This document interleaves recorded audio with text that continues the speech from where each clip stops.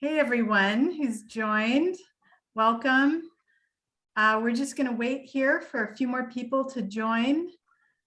People are starting to pour in, so we're just going to wait a few minutes. In the meantime, I'd love to invite you to check out the Confluence Gallery's homepage. So I'm going to put that address in the chat. That is where you can actually see all of the incredible art and exhibits that are part of the Cascadia exhibit that we are proud to be a part of. I'm really sad that we're not able to be in the gallery today, but it's better to be safe than sorry. But you can still visit it virtually, and I encourage you all to do that. In fact, any art, you can purchase the art online, and any art purchase tonight, Meadow Valley Citizens Council is going to get double the percentage that we would normally get from the sales of the art.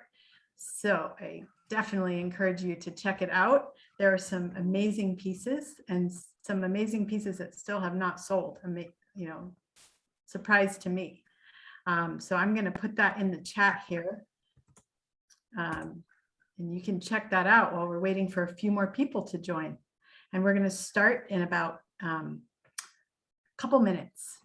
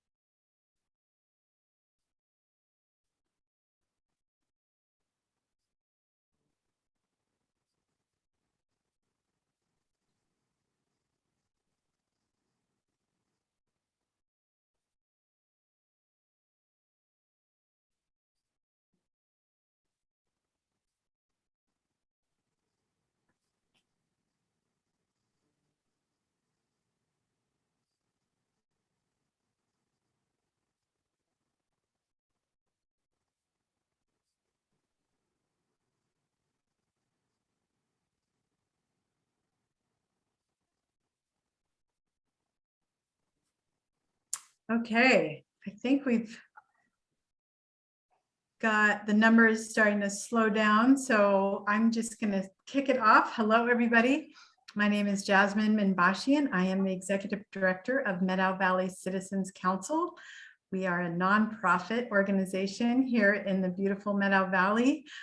We started in 1976, and our mission is to protect the natural environment and rural character of the Meadow Valley. And we are proud to be a co-sponsor of the Confluence Gallery's incredible exhibit, Cascadia, the Flora and Fauna of the Pacific Northwest. And as part of this exhibit, we are hosting a speaker series. Every Thursday night, we have pulled in some pretty incredible speakers to talk about some pretty special wildlife. Meadow Valley Citizens Council, we work on a lot of different issues: land, air, water, climate, and a big part of what we do is to protect wildlife habitat. And we do that in a lot of different ways, through our work on the comprehensive plan, specifically making sure that we have important critical areas designated. That includes important wildlife habitat, and through making sure that our projects on public lands take into account important wildlife habitat. and making sure that recreation is done in a sustainable way that doesn't impact wildlife as well. So that is important in many aspects of our work. And I've just mentioned a few. So we're really excited about this exhibit and featuring some of the special wildlife that we have in our region. And I'm especially excited for tonight's speaker, who I'm going to introduce in a moment. But before that, I wanted to mention, I mentioned earlier as people were joining, that some of the proceeds of art sold during the exhibit will go to Meadow Valley Citizens Council. And tonight, the percentage doubles. So I encourage you all to visit the gallery. You can do that online and check out their art. There's some beautiful pieces. And if you're inspired, you can purchase some of that art, knowing that it will also help protect the environment and rural character of the Methow. So without any further ado, I would like to introduce our speaker tonight. So it's funny because the speaker tonight is someone that I know fairly well. In fact, I share a household with him. He's happens to be my husband, Dave Werntz. He works for Conservation Northwest. And I first met Dave. I was just getting involved in forest policy. This was back in 1997. And I was really interested in how forests were managed, and specifically the Northwest Forest Plan. And I kept asking everybody, all my colleagues, I had all these questions about the Northwest Forest Plan, and everyone said, you need to talk to Dave. You need to talk to Dave. And so finally, one day I said, okay, we're gonna find this Dave guy and we're gonna interview him. And sure enough, we found him up in Bellingham at the time, working for Conservation Northwest, was called Northwest Ecosystem Alliance. We drove up there, and this guy was a fountain of knowledge when it came to the Northwest Forest Plan. He studied with Jerry Franklin, did his master's degree in large woody debris in the Gifford Pinchot National Forest, and has worked on numerous endangered species issues since then, and has been at the helm of the organization, managing the science and conservation programs there. Really great organization. I'm sure Dave's going to talk more about it. And, you know, Dave has a pretty big portfolio of really important wildlife work that he's pretty humble about, and he doesn't talk much about. Reintroducing Fissure to the Pacific Northwest is just one, but he's also working with the Colville tribe to recover lynx on tribal lands, which is another really interesting program. He's been really at the forefront of marbled murrelet habitat protection, spotted owl habitat protection, and several other species that he can mention. So I'm really glad that finally we were able to get Dave out of his office and in front of an audience to talk about the important work that he's doing. So without further ado, I'm really proud to have Dave here tonight. Take it away. Thank you, Jazz. Very nice. That's a great introduction. Appreciate it. And thanks to everyone for joining us tonight. I'm really excited to talk with you about one of my favorite topics, and really glad that you were able to join us. So I'm here to talk about the recovery efforts for the fissure, sometimes called the Pacific Fissure in Washington State. But first, I want to talk with you a little bit, or share a little bit with you about my organization, Conservation Northwest. So Conservation Northwest, for the last 30 years, we've been active in protecting and connecting habitat between the Washington coast and the Rocky Mountains. And, okay, let's see, how do I, oh, there we go, slide moves. This is our geography. So between the Washington coast and the Rockies of British Columbia, we focus on transboundary systems, meaning that we focus on the ecosystems and the wildlife that cross these boundary areas and cross these borderlands. And there's sort of three legs to our stool, if you will. There's the protect piece, in which we aim to protect large blocks of quality habitat on public lands. And I'm hoping you guys can see my cursor here. These large blocks like the Olympic Peninsula, the Cascade Range, the Kettle Range, as examples. The effort there is to protect those large blocks of quality habitat that really support a really high diversity of biological diversity. And that's done mostly through projects that aim to increase the ecological resilience of our forests and watersheds. And ecological resilience meaning their ability to withstand and recover from natural disturbances, including those that we anticipate are going to increase in size and intensity under climate change. So protecting core habitat. The second leg of the stool is connecting those core habitat areas. So allowing wildlife to disperse to new habitats or even to adapt to a changing climate where the areas that they are become unsuitable so they can move to more suitable habitats. And this is done through things like highway crossings. You may have seen the overpasses and underpasses on Interstate 90. We're also doing similar work here across Highway 97. In addition to the highway crossings, there's things like conservation easements that are intended to protect against development. Things like road decommissioning or fence removal or replacement, and other actions that increase the permeability of that habitat. In other words, it reduces the mortality vectors. So the connectivity efforts go to the north up into BC, to the east over to the Rockies, north and south across the Cascades, and then over to the Olympic Peninsula. And then the third piece of that effort, once we have that framework in place where you've got this regional network of connected landscapes, then we can start to think about recovering wildlife that have been extirpated or have been lost to this landscape. And that work, that wildlife restoration work, that third leg of the stool, we focus a bunch on umbrella species. These are typically wide-ranging species that need a lot of space, under the idea that when you provide for their conservation, you're going to be providing for all the other plants and animals and life forms that share that habitat. So examples of that include things like the grizzly bear, the wolf, the wolverine, Canada lynx, and then, of course, the fisher. Now, we're also really interested in culturally important species in the conservation of species, including first foods, species like the mule deer, the pronghorn, or the mountain goat. And wildlife restoration or recovery efforts can involve a variety of things like securing protection under the Endangered Species Act, kind of a policy approach that brings a lot of resources and focused attention, recovery plans. Secondly, can involve just working directly with affected communities on coexistence and social tolerance to reduce the threats to the recovering animals.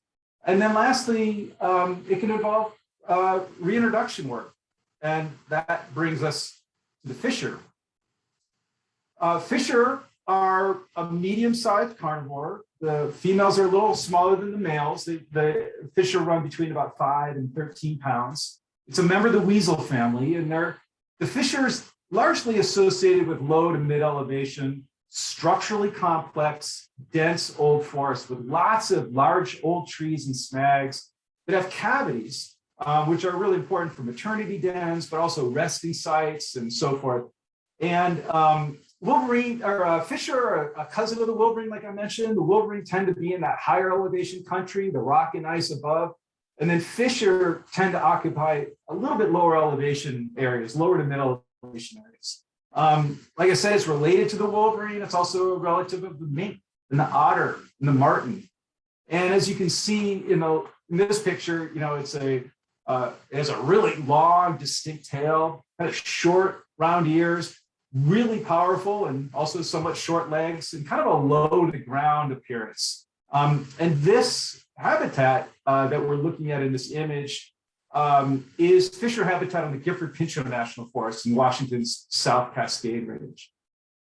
So when it came to the fissure, we kind of had the key ingredients. We had areas that had been protected under the Northwest Forest Plan, so big tracts of old forest.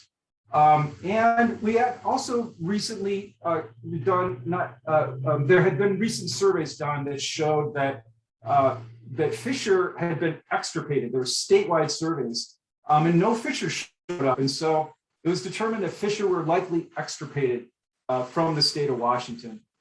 And that happened because of a ton of trapping that occurred that was unregulated, where fissures have this luxuriant fur. And so it was highly sought after for garments and fashion.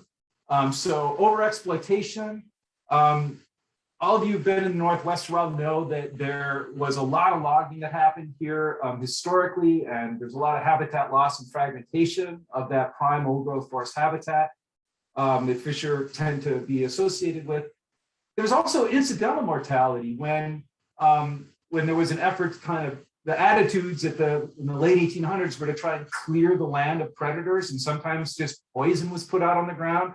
And so any animal that ate carrion, other dead animals, was poisoned, and that killed off a lot of the wolverines. It also killed off a lot of the fissure. And it's important to note that a lot of those impacts happened well before wildlife agencies were established. So they came around in the early 1900s. And so fissure, they're probably gone by the middle part of the last century. And as I mentioned, they're sort of, this is an image of their historic and current range. You can see they were found pretty widespread, in the northern Rockies, and then all the way down the coast, and then down the Sierra Nevada. I mentioned that they've been extirpated, so we didn't think anywhere here, and there wasn't good connections to the habitat in the north, and so it wasn't long until we looked at that information, and it became clear that if we were going to have fissure, we were going to need a reintroduction. I mean, there had been fissures reintroduced or introduced into Southern Oregon about 50 years ago, but they just haven't moved. So even though they were protected from trapping, you just didn't see the fissure populations recovering. So in 2002, recognizing all of those factors that we had to do something if we wanted to see fissure on the ground, 2002, Conservation Northwest went down to Olympia and sat down with the Washington Department of Fish and Wildlife and brought some funding to the table. And with that funding, the Department of Fish and Wildlife agreed to do a feasibility assessment to see whether we could even pull off a reintroduction. And so that effort began. That feasibility study determined that there were 3 really great places to think about restoring fissure due to the amount and the configuration of their habitat. That was the Olympics, the South, and the North Cascades. The Selkirks you see is up there. There are fissure in the North Cascades, and at that time it was thought that there was good connectivity, and likely the fissure in the Northern Rockies were able to populate and maintain populations in the Selkirks. So the feasibility study identified those 3 habitat areas. It looked at the availability of source populations. These are mostly in British Columbia and Alberta. And that was done based on looking at museum samples of fissure in Washington, doing a DNA analysis, and then comparing that to the genetics of the fissure that exist in those northern populations, and finding a lot of similarity. The logic being, if they're genetically similar, they're going to do better. They're going to be good candidates for recovery actions. And then looking at other stuff like the presence of a diverse prey base, and some other factors. So the feasibility study led to the development of a recovery plan, which kind of lays out the strategy, and then an implementation plan, which lays out the sort of the logistics, all the steps that need to be taken. And then there was an environmental review with public comments and public review, and then Conservation Northwest, the Park Service, the state DFW, Fish and Wildlife Service, and others pulled the resources and funding together to start the recovery work. And since the Olympics had the biggest block of contiguous habitat on public lands of all the recovery zones, we started there. And this was largely funded by DFW recovery dollars, grants and other donations. So here's a quick overview of the Olympics. Between 2018 and 2010, 90 fissures were released from captured in British Columbia and released on the Olympic Peninsula. And then over the next several years, we evaluated how they were doing. And wait a second, sorry. We learned that most of the females established a home range within the recovery area, that the fissure were widely distributed, both inside and outside the recovery area, so a good distribution with really good survival rates. Even though there's some variability between the cohorts, survival rates were greater than 50%, which is seen as a good indicated good habitat, good ability of the fissure to do well there, find food, find mates. And then speaking of finding mates, the ability to reproduce. Dang it, sorry about that. The ability to reproduce, and we documented 7 females. And then some of the longer term monitoring has even established that there's been a 3rd generation of fissure on the Olympic Peninsula. So with that information, since it looked like our basic ideas were right, we were having success, we then turned to the Cascade Range, applying some of the lessons that we learned on the Olympics. And this is the Reintroduction Team right here. It includes myself, Jason Ransom of the North Cascades National Park, Jeff Lewis of the Washington Department of Fish and Wildlife, and Tara Chestnut of the Mount Rainier National Park. This is the core team that has done all of the work on problem solving, sorting out issues, and getting the job done. Okay. Now, what were the lessons from the Olympics and how did they inform our goals? Or let me say it the other way around. What were our goals and how were they informed by what we learned on the Olympics? The goal was to establish 2 self-sustaining populations. And the plan was at that time to have 80 fissure in each of those areas, both the North and the South Cascades of Washington. We wanted at least half of them to be female, because the females are the drivers of the population recovery. We wanted to release fissure at a few locations. On the peninsula, when we did the Olympics work, we thought we would spread them out, but we learned that may have affected the ability of the fissure to kind of stay put. And we thought that if we released them in fewer locations, would increase the likelihood of fissures interacting with other fissures, finding mates, but also picking up the cues that indicated that, hey, there's other fissure here. This is an okay place to be. So fewer locations. We wanted to get as many fissure as possible before the 1st of January so that they can kind of get accustomed and comfortable on the ground before their reproduction season starts later on in February.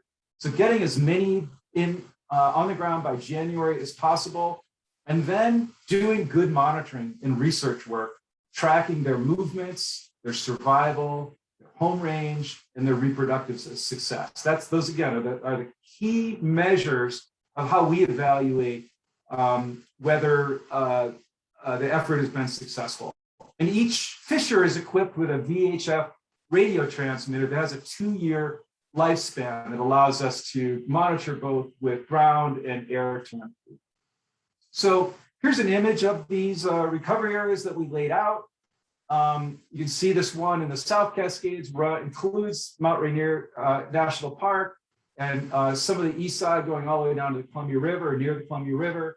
And then here's that North Cascades area. And I want you to notice underneath this shows the fissure habitat. You can see that the quality of the habitat is pretty good and contiguous in the South Cascades. Still really good in the North Cascades, but the North Cascades is different. It has those really big peaks and deep valleys. So the fissure habitat kind of running up these valleys, and it's naturally kind of a fragmented landscape just because of the topography. So we picked these release areas because they're accessible public lands, good quality habitat, and they're just far away from people and large highways. And you can kind of see here, this is where we're getting the fissure from, sort of in the northern parts, middle north part of BC and Alberta, and where we're bringing them to release. This is the translocation part of the program is really where Conservation Northwest has been the most involved. This is the kind of part of the project that we manage. And it involves hiring a trapper coordinator to recruit trappers into the program, giving them protocols so there's consistency, providing them with equipment that's designed to make sure that the fissure are safely and humanely trapped, live trapped, and then paying them more than what they would get for turning that fissure into a pellet. So they were happy to be involved in the program. And then we, after the trappers are trained and they're given their equipment, they go out. When they capture a fissure, they transport it in a special transport container to temporary housing, where eventually it gets veterinary exam, and we all get together. We do biometric measurements. We collect ectoparasites. We give them vaccines. There's a health certificate that's necessary in order to bring them into the States. All of that work is done, collecting data and then getting a transmitter installed or implanted. Then they're moved down to Washington State for release, and then we do the monitoring and research. So that's the translocation process in a nutshell. And then after they're released on the ground, we do two kinds of monitoring efforts. There's the aerial telemetry and the ground-based telemetry. The aerial telemetry is designed to kind of keep track of everybody, who's alive and who hasn't made it, where are they going, what are their movements, who survived and who didn't, where are they going to establish home ranges, and what are the qualities of those home ranges, what are the kinds of places that they're accessing and using, their resource selection, where are they spending their days. And then if you start to get enough indications that the females are not moving around a lot, but are sort of staying in kind of a specific area, you're getting some indications of a home range establishment and a possible den site. So when we see that happening, we know a possible den site is maybe going up. And then ground-based telemetry is used to kind of hone in on, once we get a mortality signal, where are they? How do we find them? We want to find them as soon as we can so we can determine their cause of death. That's really important information for us. And then, of course, like I mentioned, finding those den sites, putting up cameras so we can document reproduction. So here's that South Cascades recovery area. We've got, this is the location that the fissure were, most of the fissure were collected for the South Cascades.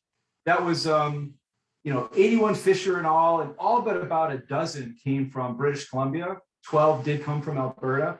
And then they were brought down and released at these two sites, which are below up here, both the Longmire release site at Mount Rainier and the Cistus Center on the Gifford-Pinchot National Forest, where many of forest activists meeting has been held.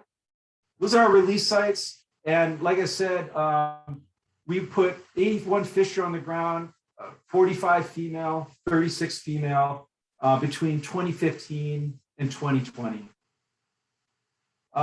This is an indication of the aerial telemetry that was done. This is an example of the 50 flights coming out of Olympia, covering every corner as possible that we could of the area, of the recovery area, and then some.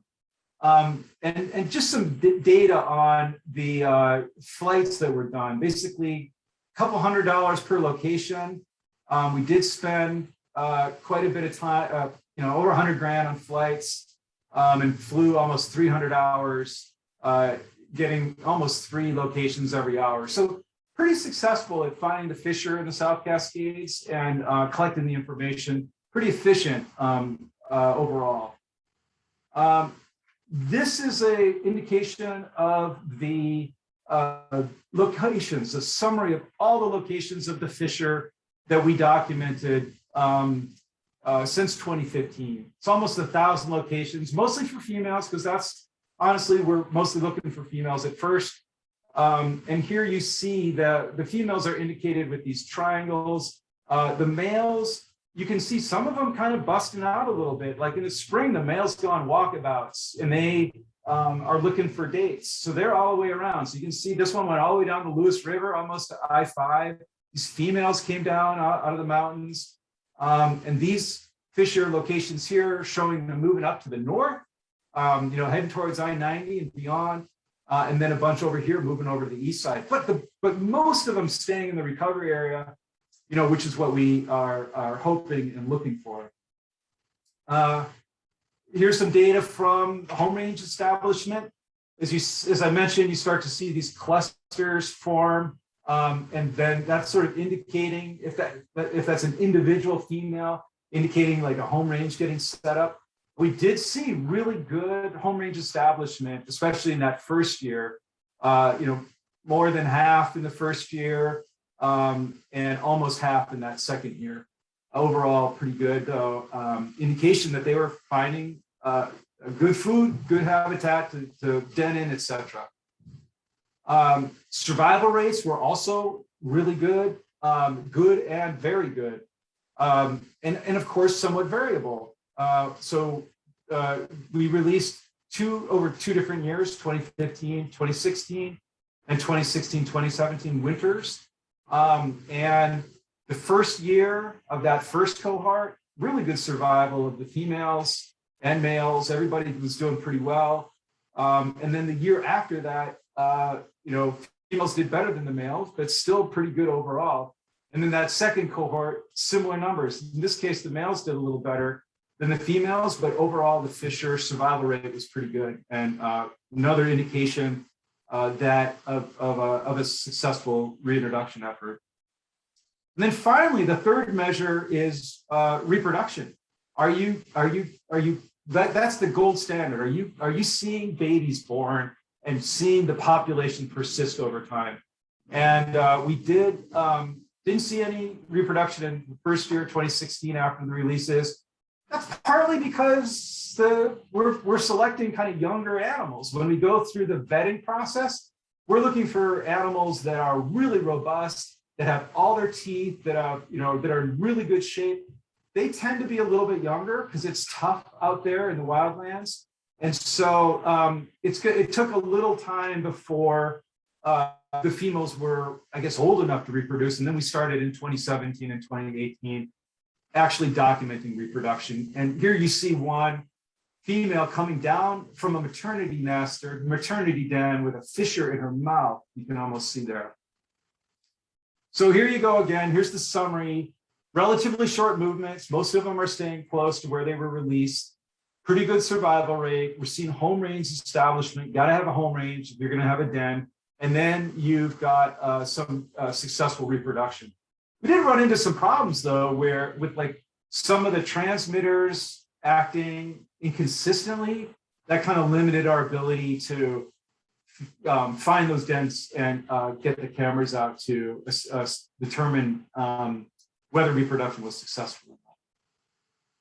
So then after that, we turned to the North Cascades, and trapping was entirely in Alberta, because in 2017 or a year or so before 2018, a year that we had some big fires in the Methow, there were also big fires in BC, just like this year. And that included giant fires up here in Williams Lake, where many of our initial fissure came from. And that just created too much uncertainty for the efforts to continue. And so we shifted gears over to Northern Alberta and started a partnership with the Calgary Zoo, which has just been amazing. They're just fantastic people to work with, and they added a huge amount of value. They're conducting their own research, especially related to limiting or minimizing stress to fishers. Also, like trying to figure out like whether there's certain behavioral characteristics that tie to success on the ground. So really great group of people to work with. And since 2018, we've been able to release 89 fisher from central Alberta into the North Cascades. And again, you're seeing that emphasis or that focus on having a few more females than males on the ground. I will say it's still a work in progress. We don't have the data or the results that we have from the South Cascades because we only started the North Cascades after we finished the South Cascades. So we're still gathering that information. And COVID hasn't helped. COVID put a big damper on flights and our ability to get together, as everyone knows. So we only really have good data that I'm able to present through 2020.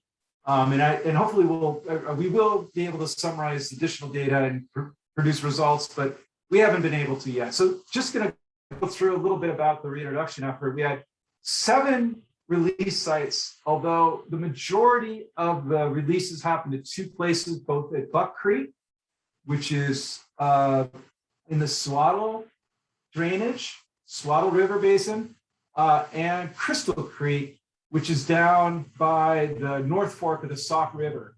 That's where the bulk of our animals went.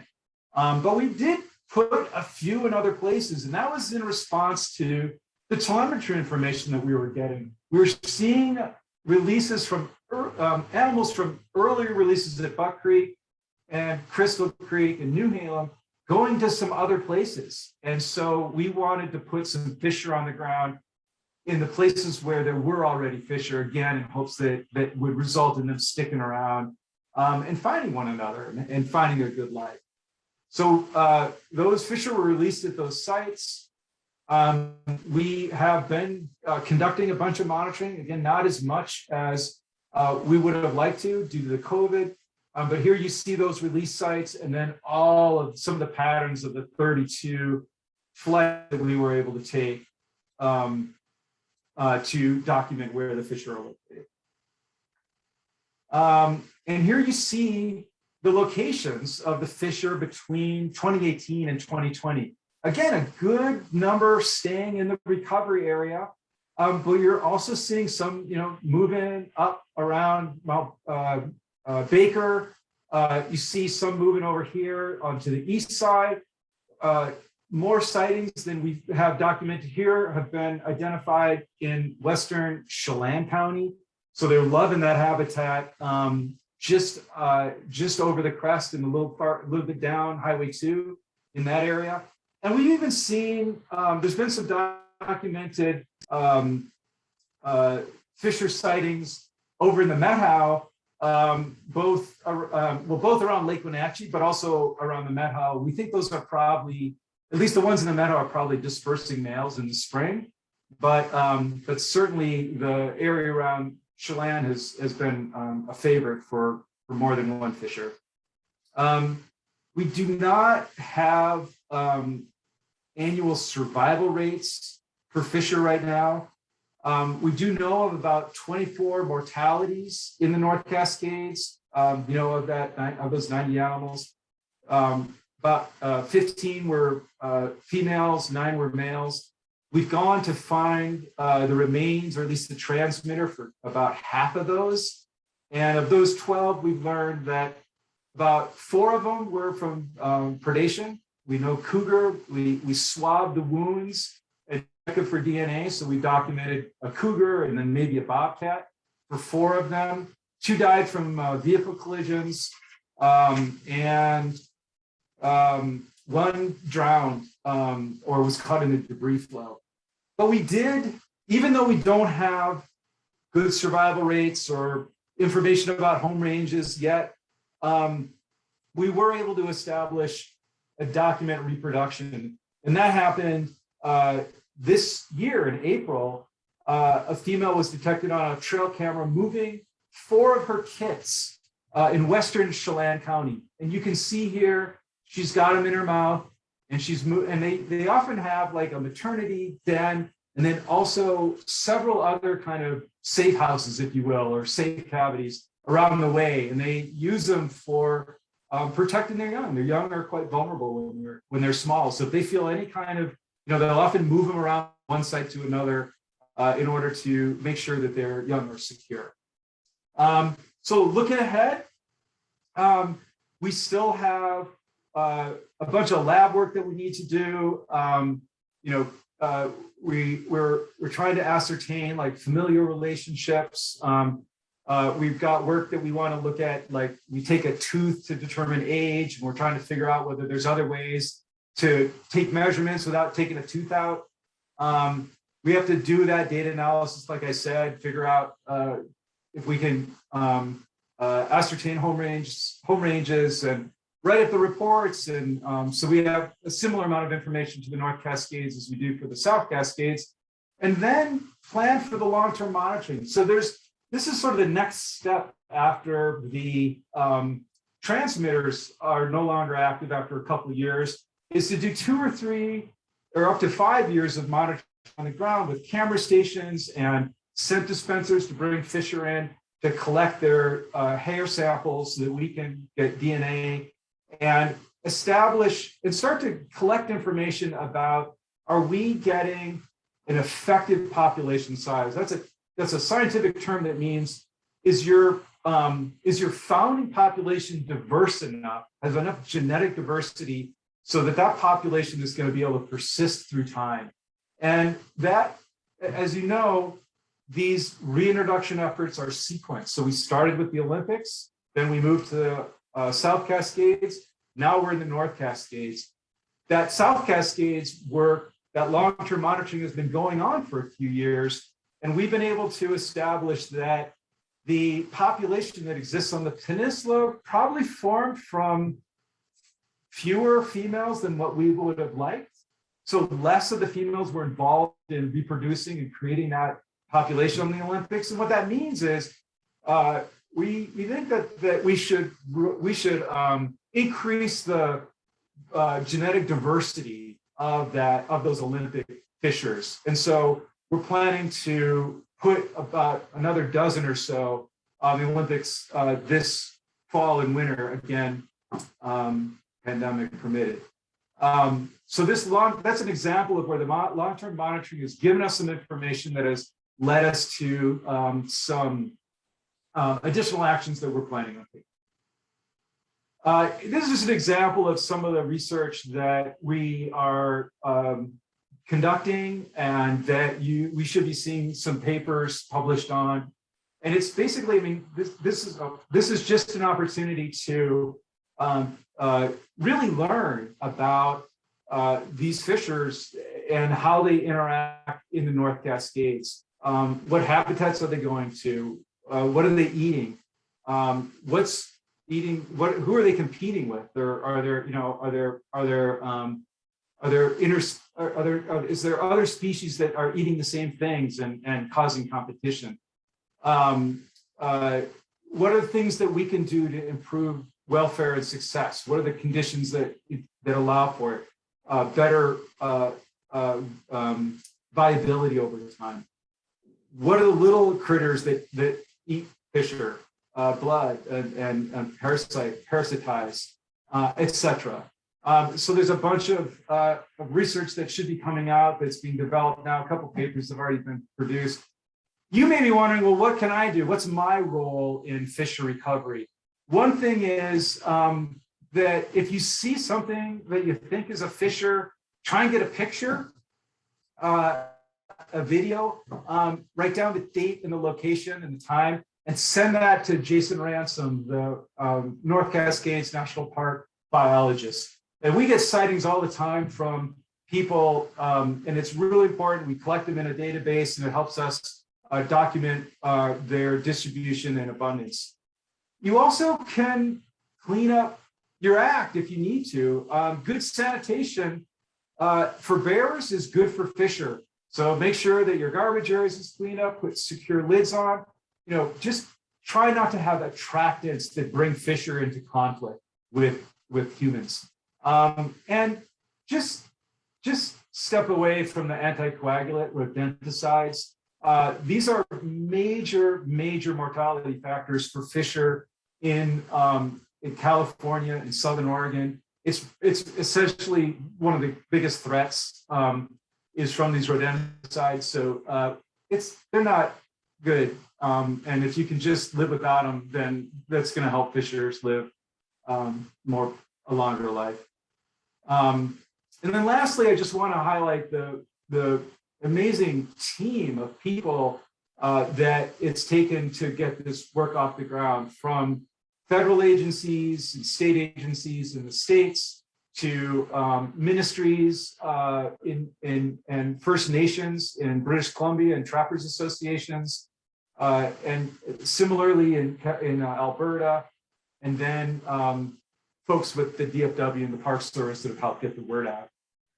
This is one of the things that has really come clear to me about this project in this era of shrinking federal budgets and reduced investment in public lands, is that we get more done when we work together in partnership. And it's really come through clearly in this project. We're able to work in British Columbia because we can spend money there. Sometimes federal agencies aren't able to for different reasons. A year or so ago, the federal government had a shutdown and federal employees were just not allowed to work. And that allowed, the state and Conservation Northwest to really step up and continue the reintroduction efforts unaffected. So having a really good and diverse team can really help produce good results in the ground. That is everything I'm prepared to share with you, and I'd really love to answer any questions that you might have about the reintroduction effort. So thanks. Great, thank you so much, Dave. Really excellent presentation. I didn't know anything about Fissures before we got on today, so that was really informative. We do have some questions that have come in. First one is, it looks like one Fissure, I think it was a male, made its way to somewhere in the Mehow, as far as you were able to tell. Where do you expect a lot more Fissure to come over to the Mehow? Is the habitat appropriate for Fissure? And if so, where specifically in the Mehow, which drainages, which areas do you think we'd be likely to see males or females coming in to create den sites? I would think that you're most likely males when they are doing walkabouts in January and February. And the animals that have been documented in the Mehow, I think, are like in the Wolf Creek area they've been seen, and they're just moving through. They're looking for females, so they'll just walk wide ranges. They really are closely associated with large trees and large snags. So it's not, we used to think it's just that classic old growth. But what we're finding is they are going to, wherever they can find those big trees or snags, dead trees that have big cavities and really good food around, small mammals, hares, small birds, what have you, that's where you're going to find Fissure. So yeah, we could see them eventually in the Mehow Valley. We really hope they stay up in the wild country, because when they get down low and they start messing, we haven't had this problem, but in this reintroduction effort, but in other parts of the country, they can, bother people's chickens and things like that. So we're really hoping that the ones that we see in the Mehow are passing through, or you might see them, up in the high. Someone is actually wondering if there has been a confirmed sighting in Winthrop or the surrounding area at any point. that you know of? Yeah, absolutely. Yep. There was a person that had a remote camera, and that again, that's super helpful. Get a picture, sent. We were able to confirm that it was an actual fissure. Mhm. And if you are taking a picture, or you think you might see a fissure, what might be the telltale feature or characteristic of a fissure? Because they can maybe look like other small animals or weasels that we might have here. So what should Yeah, it's a great question. They tend to be really dark coloration. And so like the martins, which are commonly confused, have more of an auburn color. So it's that dark color.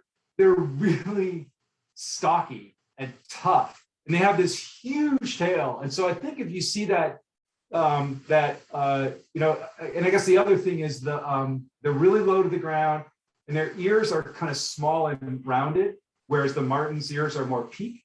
So if you see like an animal that is stocky, low to the ground, about the size of a house cat. So martins can be really thin, and other weasels. These are chunkier, and with that big, robust tail, I think you're going to be you're more likely than not looking at a fish. Great. Another question, more about your commitment and your passion for the fissures. What inspires you most about doing this work? I think the thing that's the most about it is that it's an action that helps heal the land. It's bringing back something that has been lost. And when you bring back, when you have that full suite of biological diversity, you have a more resilient landscape. The fissure, like any other organism on this landscape, has an important role to play. And so having that complete suite of wildlife means that you've got a really fully functioning ecosystem. And that, to me, giving back and creating a more whole landscape, those are the things that really give me a lot of pleasure and gratitude for being able to participate in the project. Great. We have some more questions coming in here. And if you do have a question, feel free to chat it in on Q&A using the Q&A tool at the bottom of your screen. And the next question is, what would be deemed a successful reintroduction in the North Cascades in terms of numbers? What would constitute a successful recovery? Well, we did a bunch of work in the feasibility assessment, and what we came up with was if we could get a founder population that is greater than about 40 or 50 animals, that had a good likelihood of being a self-sustaining population. Because that's just the founder, that's just the first generation. We put 80 in, knowing that there was going to be mortality. It's a tough life out there. Some of the fissure mortalities that we documented in the South Cascades come from fissures fighting each other and becoming injured, and then either starving because they can't eat or having an infection. So it's just tough life. So 80 fissures is a starting point. If we have more than 50% survival, we think there's a good chance those fissures are going to hold, especially when we see reproduction, especially when we see them staying within the recovery area. So that's just the starting point. And then those reproduce. If you get a lot of reproduction, the population will grow until it fills out. Is there any threat for a human the hunting of fissure for their coat or their pelt? What? Have fish been hunted for their pelt or their coat, and are there protection for fissure currently? Yeah, I mean, we were involved in an initiative many years ago to end the practice of trapping in Washington State. So we just don't trap anymore recreationally. There's still people that trap for problem animals, for various reasons, but trapping is the main mortality source. That's probably how they were extirpated. We don't trap in Washington anymore. They're trapped actively in British Columbia and Alberta, and they're trapped in a way that is understood to be sustainable. So that I think the key things that are important for long-term fisher viability in Washington are that we don't poison them, and we don't and that we don't bring them into contact with people where they're likely to have an uncertain future.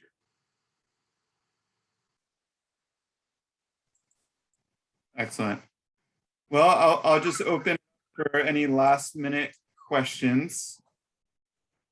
And so yeah, any questions that you have left, just feel free to put them in the question box and send them in. And we will be following up with everyone who joined the webinar today. We've been able to record the meeting, and we'll make sure we'll get a copy of that out to everyone. And again, just thank you so much, Dave, for joining us. You're one of our own here in the MEHAW. We're really lucky to have your expertise and your passion for this ferocious little weasel. So thank you so much. Mine. Thank you. The pleasure's mine. There's one more question that came in. I don't know if you want to quickly address it. It's from David Lucas. Why not create a public relations campaign to brand the North Cascades bioregion as an opportunity to protect a vast block of wilderness based on the model of the Yellowstone to Yukon campaign?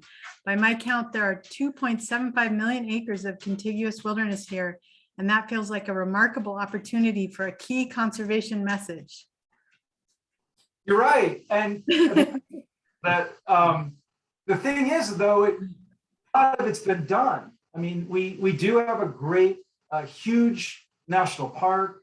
We have great wilderness areas, and we also have, under what's called the Northwest Forest Plan, which directs management of federal lands in this area, a lot of areas that have been set up as reserves, which are managed for ecological objectives. So we actually have very high levels of protection, and what a lot of what Conservation Northwest is trying to do is to connect the North Cascades functionally to ecosystems to the north in British Columbia, to the east in the Kettle Range of Washington, up into the BC Rockies, and then along the spine, and then over to the Olympics. So that's our vision. It's not Yellowstone to Yukon, but it's sort of like the North Cascades as the center of a really important connected landscape. So I'm 100% with you, David. I think we're making good progress, although there certainly is more to be done, with grizzlies and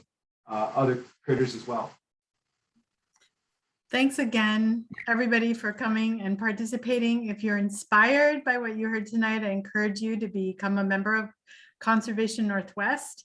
If you're not, I also encourage you to become a member of Meadow Valley Citizens Council as well. These issues are not going away anytime soon, and we need all the help and people on deck we can. And with that, I'm going to tell you, Dave, that dinner is ready, so you can come home now.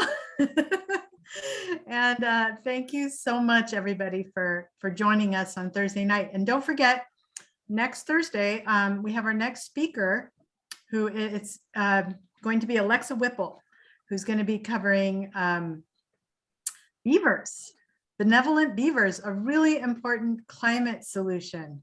I am all about bringing back beavers everywhere. I think it's a really important strategy for retaining water in our community, storing water, especially as we lose our snowpack. So come learn all about beavers and learn to support bringing beavers back into our landscape.